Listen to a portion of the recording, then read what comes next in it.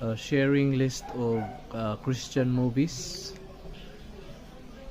and first is the Passion of the Christ, Son of God. I'm not sure about this Prince of Egypt. Of course, the Ten Commandments. Paul, Apostle of Christ. Jeremiah. Last Temptation of Christ. The Gospel of John. I'm not sure. I haven't seen this Agora. The Greatest Story Ever Told. Jesus Christ Superstar. Ben-Hur. And Story of Judas.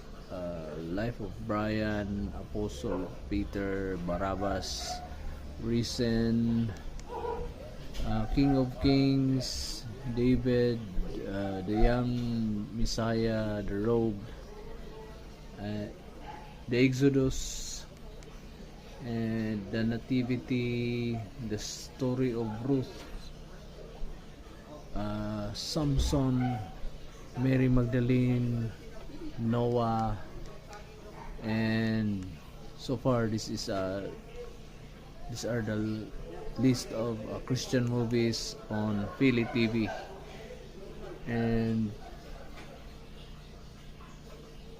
do you know of something else or some movies that are not on the list and your favorite? Please share down the comment. Thank you.